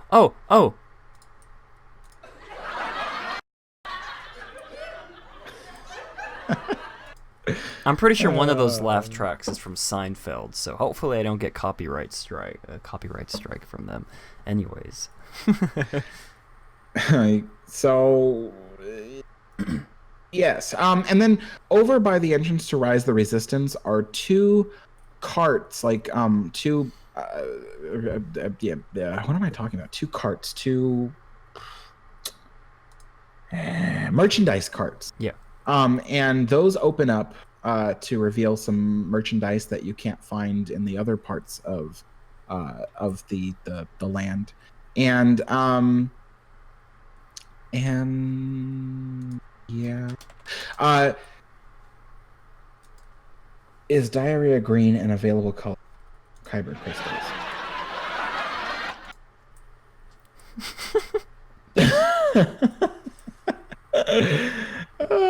There are two bathrooms in Galaxy's Edge. Oh, wait. I didn't mean to say that right after the joke. I just kind of randomly thought about it. But there are two sets of restrooms. You gotta make your own kyber crystals, you guys. Yeah, you are. You're gonna make your own. Yeah. I can't think of a funny joke. You make your own brown kyber crystals, people. So okay. So the first restroom set is over by the Frontierland, Fantasyland entrances to Galaxy's Edge, which also happens to be the same area where the milk stand is. So the restrooms are very big, they're not the biggest Disney restrooms I've ever seen, but they are. What are the biggest Disney restrooms you've seen? Just curious. The biggest Disney restrooms I ever have seen was probably in Epcot. I don't remember it very well, but at Disneyland. So the Galaxy's Edge restrooms are comparable to the Tomorrowland restrooms over by the Disneyland Railroad Depot. So if you've ever been to those restrooms, it's comparable to those. It's big. It's spacious. I didn't know that there were restrooms. I'm trying to picture. You didn't know. Okay, so do you know where the entrance to? Yes. If you continue past the entrance to Autopia towards Disneyland Railroad, but you make a right at the merchandise stand, there is a secret set of restrooms back there that not very many people know about, but they're like the biggest restrooms at Disneyland. Huh. Yep. Interesting. Yeah. They're my favorite restrooms because they're so spacious and clean, and there's not many people there. Okay, so the restrooms at Galaxy's Edge are comparable to that, and water fountains in Galaxy's Edge. There are lots of them. I still haven't counted all of them. Each set of water fountains in Galaxy's Edge also has a water bottle refill station. And the really cool thing about these water fountains in Galaxy's Edge is that you don't have to put your mouth on the faucet and suck the water out. There's plenty of water that comes out. It's got a nice, what they call water pressure. There's a nice water pressure to it. All of them. There's even a water fountain at the exit of Smuggler's Run, which is what you will see, or no, which is what you can see in my vlog, in the part 1. And yeah, and so that's the restrooms. That's the water fountain, and the marketplace is really awesome. The marketplace, there are 1, 2, 3, 4, 5 tiny little shops that you can walk in. The shops only have one entrance each. They're very small, but they're easy to get in and out of because the shops are, the further you go into the shop, the smaller it gets. So it's like a funnel shape, which means that if you're in the back of the shop, it's easy to get out. You know what I mean? Mm-hmm. You know what I mean? Follow what I'm saying? Okay. So, and there's, yeah, the shops are amazing. Go in them, people. And I even pointed out, I'm going to point out in one of my vlogs that there are some hidden Disneyland memorabilia in there. Okay. Anyway, so yes, something along the lines of a certain street rat that we know about. Okay. Yes. So it's Chris, isn't it? Yes, Chris is the street rat. Okay. Now, silly. Okay. So now the characters. One of the things I really love about Galaxy's Edge is there are no character meet and greets, in the sense that there are no lines that you wait in. Like there's like, waiting in line to meet the princesses or waiting in line to meet Mickey. There's none of that. The characters walk around, the characters stop to say hi to people and take pictures, but they keep walking, they keep moving. I love that because it means that it gives people a chance to get a good view of their favorite characters. The characters I've seen so far are Stormtroopers, Kylo Ren, Rey, and Chewbacca. I'm sure in the future there will be more characters. There's also characters I don't recognize. I don't know if they're from the TV shows or if they're exclusive to Galaxy's Edge, but there was one lady with like dyed hair, and she was like walking around wearing like some kind of like pilot's uniform, like something along the lines of Han Solo, but at the same time along the lines of like the Resistance. So I don't know who she was, but she was walking around talking to people.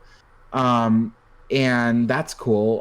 And there was tons of stormtroopers, you guys, like almost all the time. Like everywhere we went, there were stormtroopers. Like it was just crazy. Like, and Lynette says Ren. Didn't I say Kylo Ren? I'm pretty sure I said Kylo Ren and Rey. Yeah, I did. I said Kylo Ren, and then I said and Rey. So anyway, Lynette says Ren from Rebel. I'm gonna look that up right now. I'm gonna look that up. Let's see. Ren from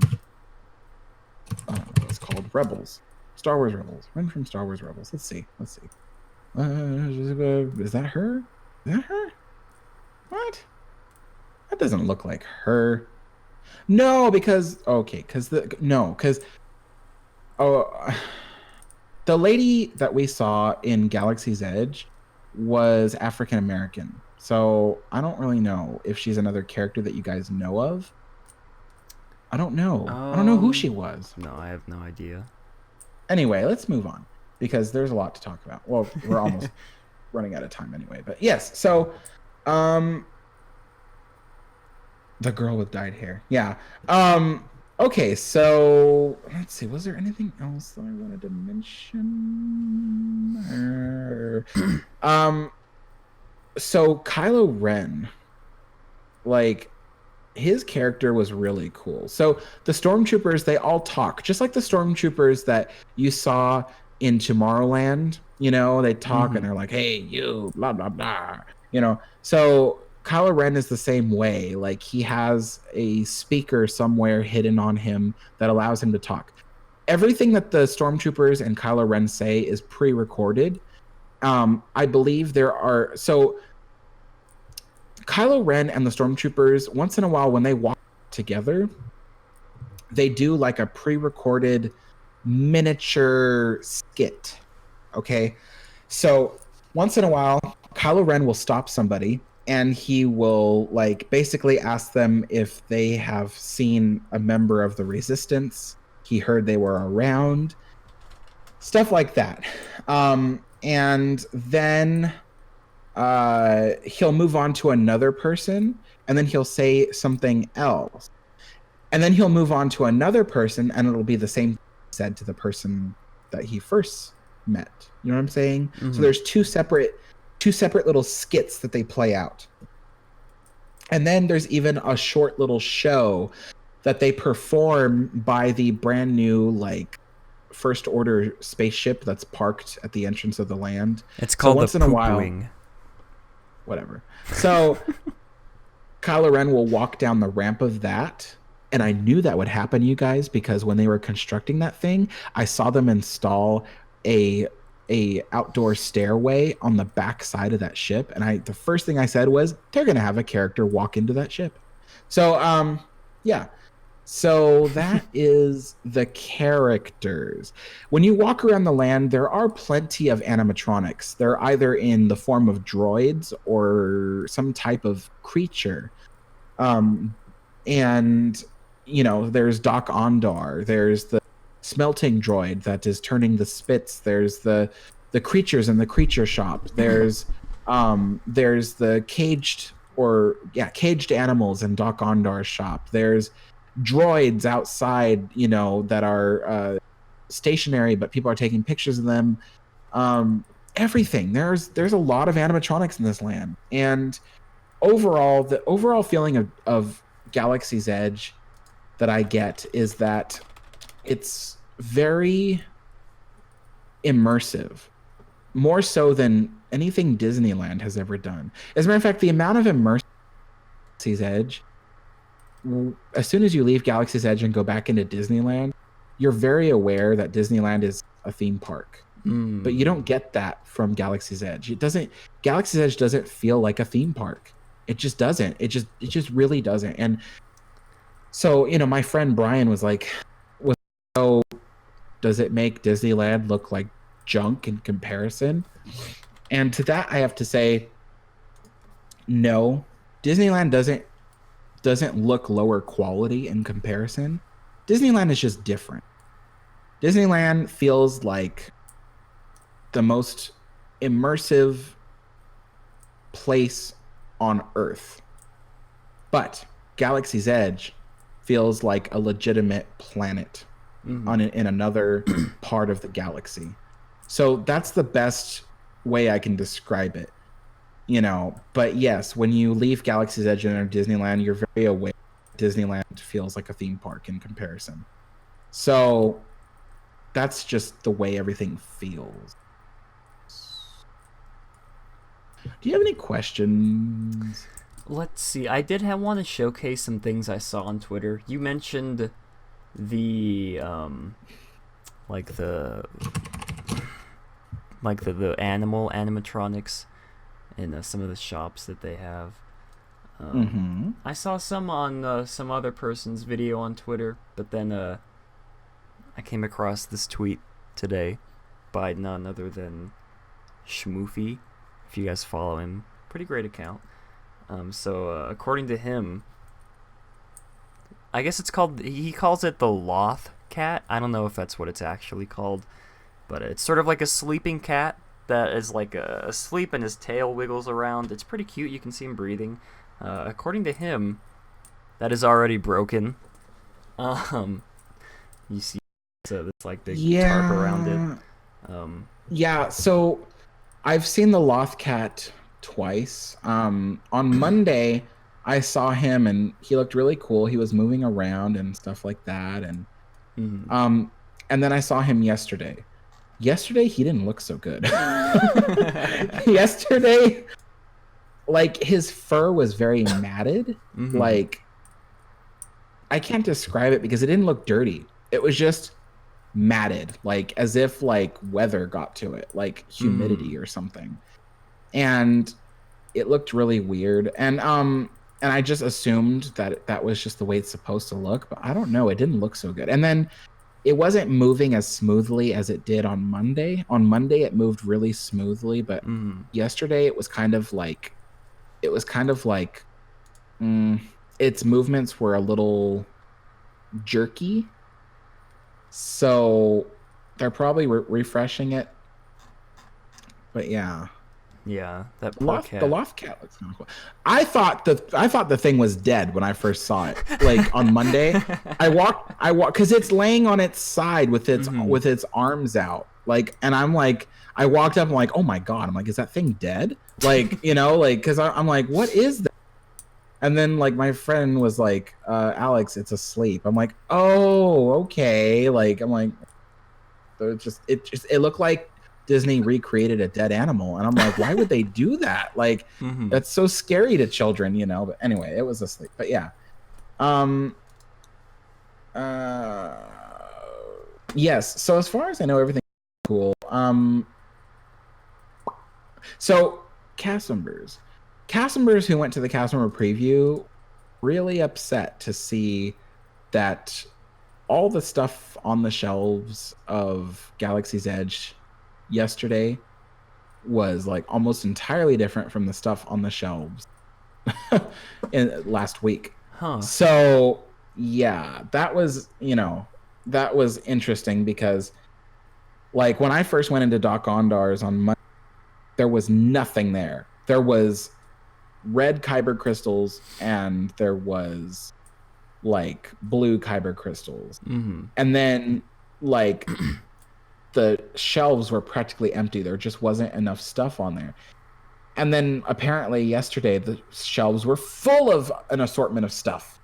You know, there was there was just a bunch of stuff, and you know, and then they were selling things like during the cast previews there was no like Coca-Colas and Sprites and stuff that everybody wanted to buy. There was none of that. There was just the water, the Dasani water, which tastes like recycled pee. So it's true. It is, you know what? It is true because you know what Dasani, it's recycled like sewage water. So yeah, I don't get that. Yeah, so I'm trying to think if there's anything else to talk to you guys about. Does anyone in the comment section listening right now, does anybody have a question for me about Galaxy's Edge? Every time I meet someone, there's always a ton of questions, and so I'm just wondering if you guys are like thinking of something that you wanted to ask. Let's see. I have a couple questions. So there's, I mean, obviously sightlines aren't 100% perfect with the land. Like in some angles you can see the very tippy top of the Fantasyland Theater, and in some angles you can see the Big Thunder, and in some you can see, I have a picture here of the Matterhorn just barely peeking through the land. Does that take away or does it add to the land? Because I mean, obviously it sort of got me thinking whether or not Disney intentionally designed Galaxy's Edge to look like a mountain range when there's a bunch of different mountains already in the land. Did that take away from the immersiveness of the land, or did it add to the immersiveness of the land? Or if you could even notice it at all, because I'm sure these are just, you know, people were specifically looking for places where you could see these types of other attractions outside of the park. I was sworn to secrecy. No, I'm just kidding. Okay, so okay, so okay. The sightlines thing is interesting because yes, you can see certain things from Galaxy's Edge. But no, they don't immediately pop out at you. Like that picture of the Matterhorn. That guy had to really look for that because you can't easily just see it. Like it does, there's nothing that just pops out and goes, "Oh, there's that," you know? Like you don't there's nothing. The only thing that pops out at you, which I'll admit, is Big Thunder Mountain. So when you're walking next to Doc Ondar, and then over by where the Auto Roasters is, you're up on top of a platform that's like 6 feet higher than the rest of the land, which allows you to kind of see over the berm a little bit. And when you look over at the berm, you can see the top of Thunder Mountain, which Eric noticed. And I would have never noticed it had he not pointed it out. But Eric notices things that other people don't notice, so that might have been a part of it. But does it detract from it? Okay, maybe a little bit because it doesn't fit in with the rockwork of Galaxy's Edge. But at the same time, some of the rockwork in Galaxy's Edge is red, so it's easy to say like, oh, the top of part of Galaxy's Edge, it's just from a far off area that we can't see. So there's that. Anything else? Like I haven't seen anything else that detracts from the point of view. Like a lot of people were wondering, can you see the holes in the rockwork at Galaxy's Edge? No, you can't. Everywhere you look, you can't see any holes in the rockwork of Galaxy's Edge. You can't see the Mark Twain from Galaxy's Edge. You can't see the Columbia from Galaxy's Edge.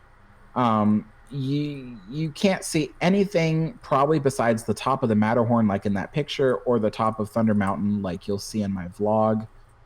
If any of you watched my live stream and I was waiting in line for Smuggler's Run, and I looked out the windows and you saw the top of Thunder Mountain, you can't see that normally from the queue because I was crouching down looking underneath the visors of the windows.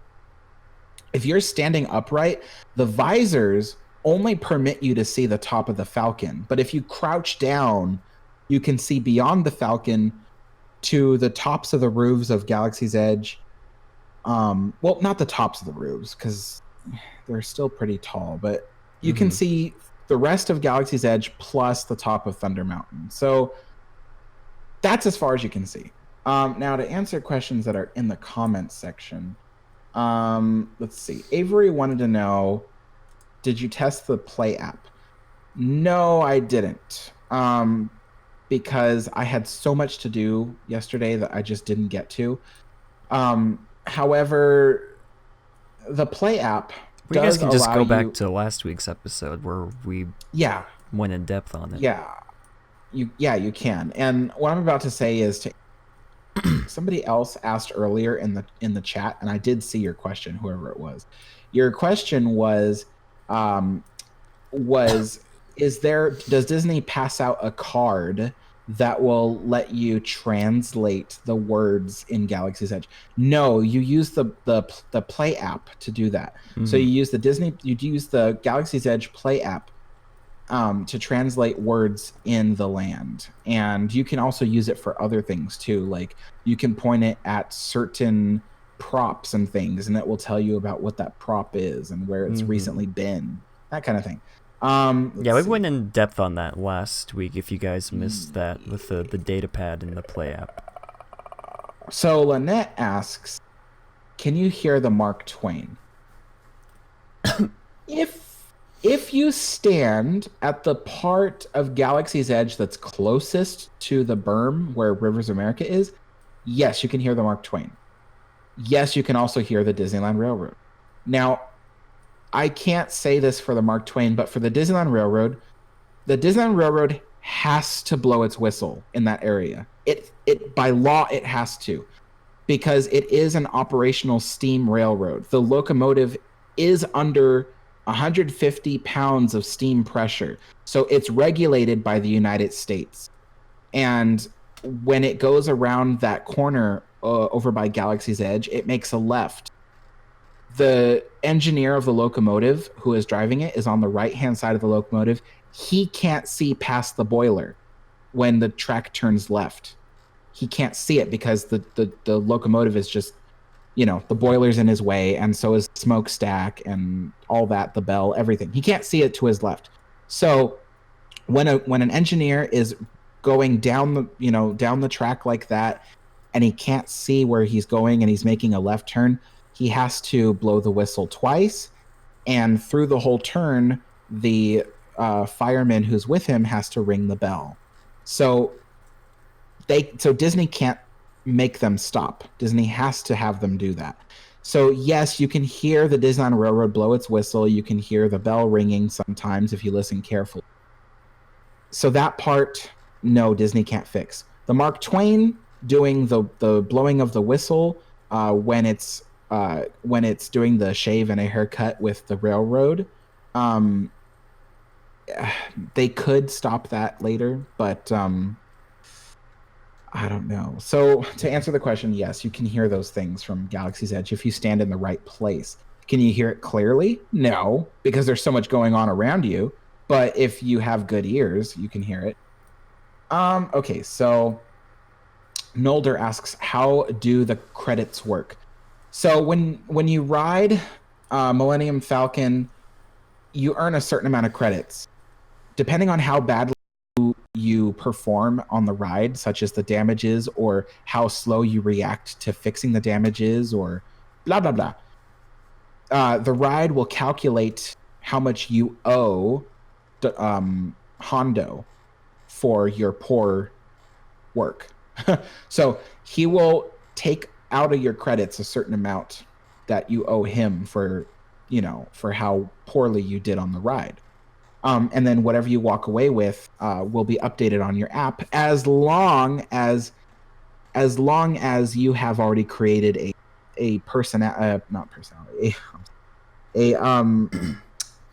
what do they call that? A profile on the Play Parks app. All that. The credits, how do they work? As far as I know, the credits allow you to access certain things on the app.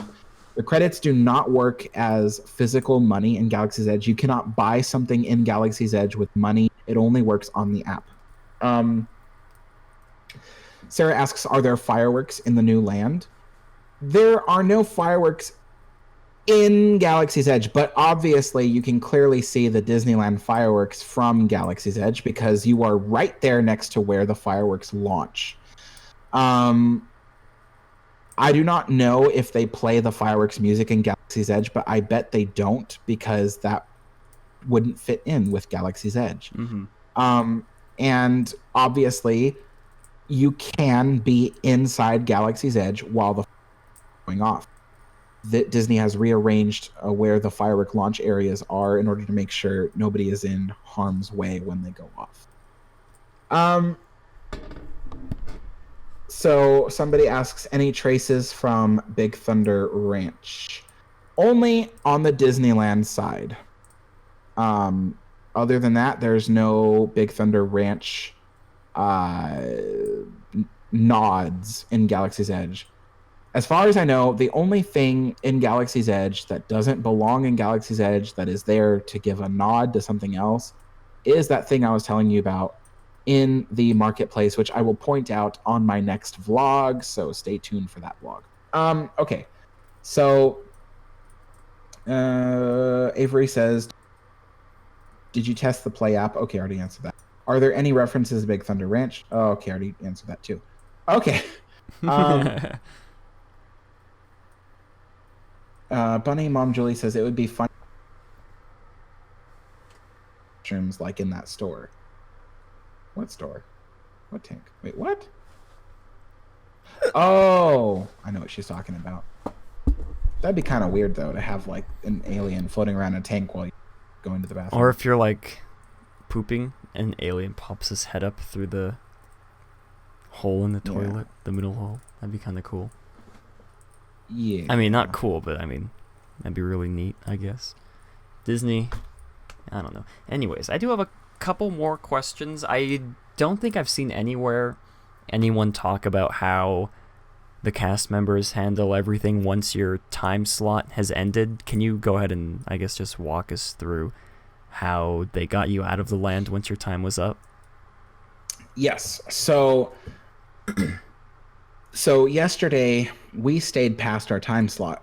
Not on purpose, just on accident because we had just so much to do. But so when you pass your time slot, by the way, you are wearing wristband with a color and a name of a planet. Yesterday I had I don't remember what planet I had. Never mind. But yes, so you're wearing wristbands.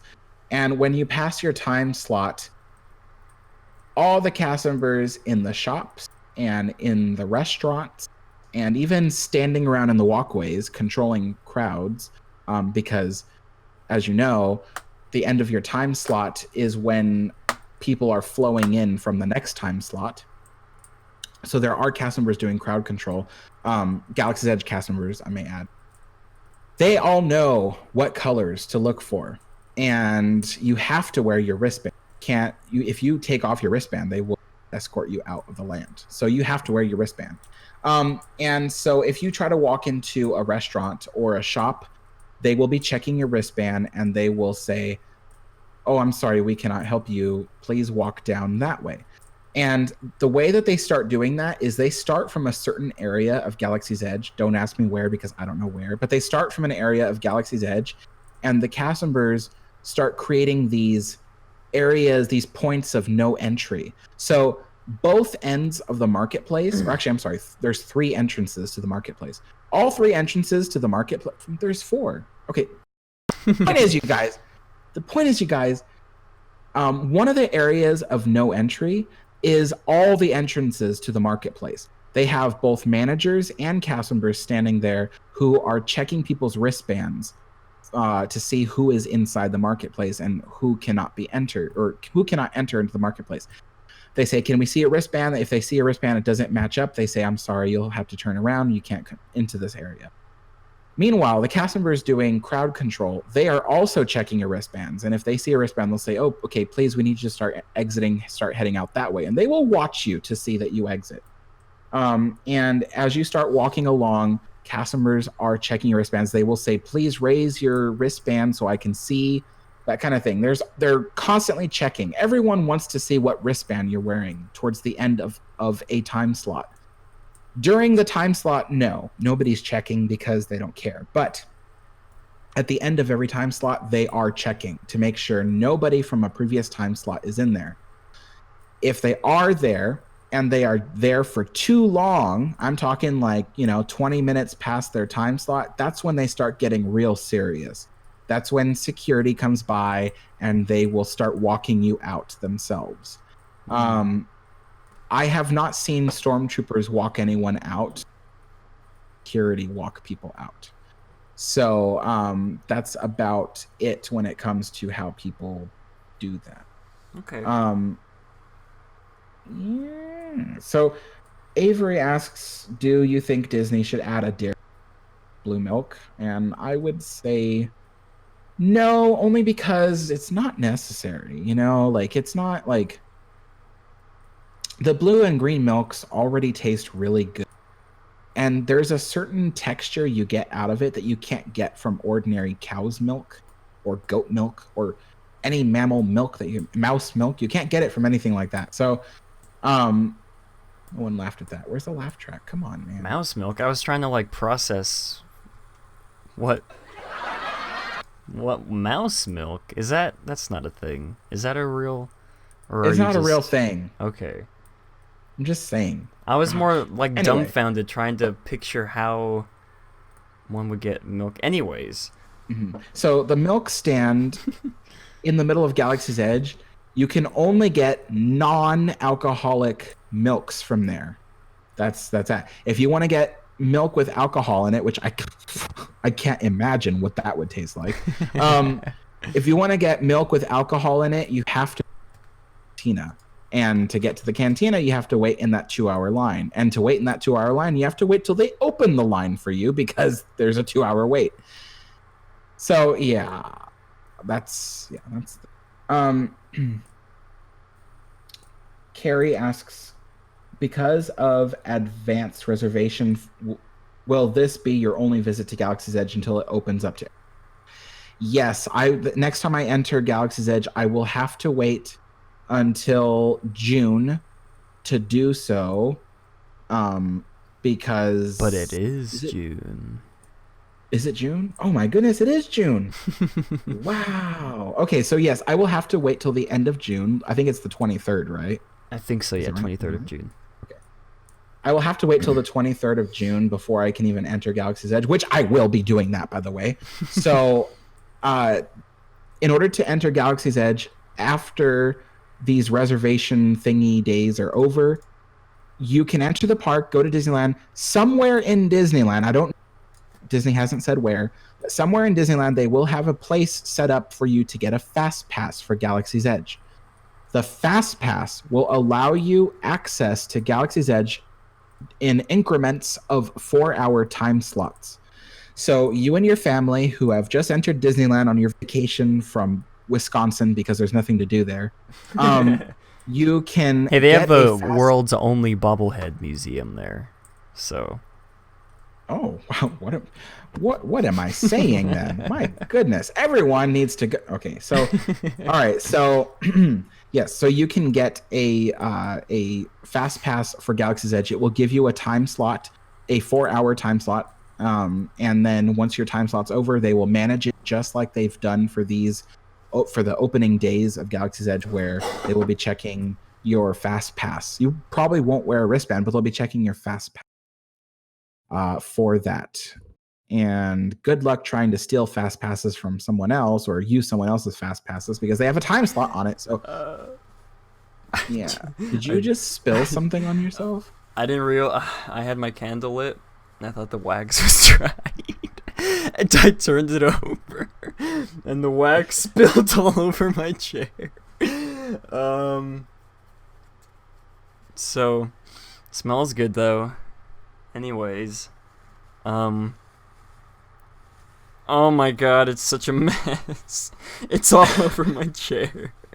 Okay, anyways. If I may suggest, if you're gonna, did any of it spill on your clothes? No, thankfully. Oh, okay. Well, then never mind. All right. Well, we should probably wrap this up. This is becoming 2 hours. Yeah, let's see. I don't think I have any further questions that I want to ask Alex. I will say, I'm prepared to say this from seeing all the footage I've seen, all the pictures and everything. To an extent, Galaxy's Edge has sort of reinvigorated my love for Star Wars, because I've been pretty vocal about how I feel about Star Wars franchise, you know, the way Disney's been taking it the past 4 or 5 years on this podcast. But from what I've seen, the land does seem very true to, you know, the original trilogy. I mean, of course, they have characters from the new trilogy, Chewbacca, who's been in all the trilogies. But yeah, Galaxy's Edge sort of makes me excited about Star Wars again, and I never thought I'd say that. For 100 years, I never thought I'd say that. You know, I have to say, and I'm gonna say what I'm about to say right now. The end of my vlog, because at the end of my vlog I talk about my personal thoughts of Galaxy's Edge and what I think of it. But I will say on here for you guys before you see the vlog that that over the past 4 years that they've been working on this all the way up until now, I have had my reservation. I have had my doubts about certain things. You know, like crowd control was one of my doubts. Disney fixed that for me. Disney worked with the crowds in such a way that made it doable, made it manageable. You know, the first time I waited for Smuggler's Run, we waited maybe 15 minutes, even though the thing said 35-minute wait. The next time we waited for Smuggler's Run, we waited maybe 30 minutes for what it said a 45-minute wait. So, the crowds have been really manageable. When you get food, the lines go really fast because they've really worked on their way. When I went to Ronto Roasters, the line was really long. It wrapped all the way around that pod racer. And honestly, when I got up to the counter, which by the way was like 5-minute wait, even though it was such a long line, when I got up to the counter, as soon as I ordered my food, the lady was already calling out my name to get my food. Mm-hmm. As soon as I paid for it. Same thing with Chris. Chris hadn't even paid for his food yet when they called his name to get his food. That's how fast it came out. Okay, so that was really cool. So the crowds, Disney is managing it so well. Like, kudos to them. I've had my reservations about like the characters, like they said there's not going to be any meet and greet. It's just going to be walk around characters. And I had my reservation about that because I said, oh, is that really going to work? Like people are going to feel like they never see their friends, their characters. But you know what? Chewbacca was always around, and so was Rey. I don't even know how often the characters went backstage to eat some cheese, but however often they came out very often. They were always there, and they were always meeting with people, and it was nice. And it was cool. I've had my doubts about certain things, but Galaxy's Edge laid to rest all those doubts. As I say in my vlog later, I have never been happier to have been proven wrong. So, yeah. So I have to say, Galaxy's Edge, 11 out of 10. It is amazing. Even with only one ride operating, it was awesome. It felt like a complete day. And you know what? Like, we had so much time left after 3 hours. Like, we had a whole hour left that, me, Chris, and Eric, we went on Smuggler's Run again. So we rode Smuggler's Run twice in our 4-hour period while going to get food, while shopping, and while running around last minute to get a bunch of footage. Mm-hmm. There was plenty of time in those 4 hours to do what we needed to do. Was there time to go to the cantina? No, but I mean, the cantina wasn't high on our priority list.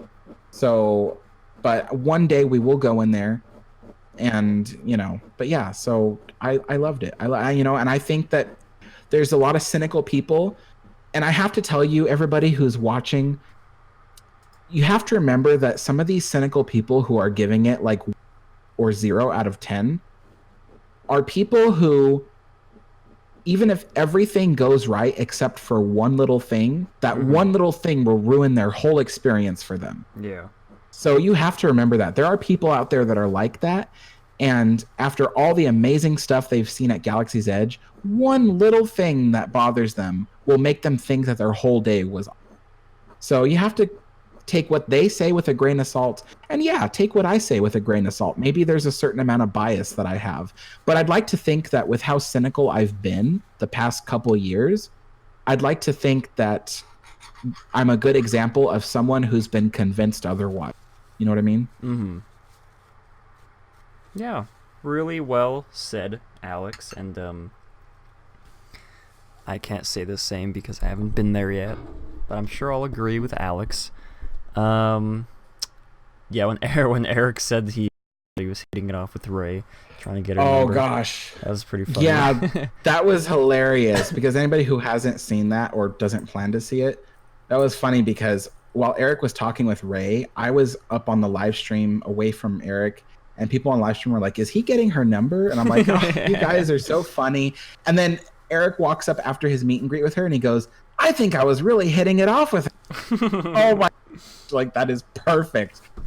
And he was like, I was not getting her number. Yeah, it was funny. Yeah, it was really cute. Yeah, go watch Alex's live streams on his channel. I think he has 2 live streams up. Yeah, go check that out. He's going to be putting out more vlogs. Go watch the first vlog he put out today. Today being Saturday the 1st. But yeah, I do believe that is going to wrap up this wonderful Star Wars episode of Matterhorn Mondays. We hope you all enjoyed. And yeah, we love to hear your thoughts on everything we talked about, whether it be anything we talked about in News from the Peak, or whether it be Star Wars Galaxy's Edge. This is my favorite song. But anyways, yeah, we really appreciate you guys hanging in there with us for a whole 2 hours while Alex... I briefly talked. I swear. I'm here. Alex isn't the only one. But anyways, yeah, we really appreciate every single one of you watching till the end. Oh, I do have one announcement. Let me turn this disgusting music off. Next week's show, I will be out of town Friday. No, I will be out of town Saturday and Sunday. So we are going to most likely have to record the episode probably on Friday. So just be prepared. There will be no live stream on Saturday or Sunday, but be on the lookout for on my Twitter at MatterhornMatt. I'll be tweeting out the time and date that Alex and I agree on. It'll most likely be Friday, I'm guessing. The Friday before. What is the date for that? Let me double check. That would be the 7th.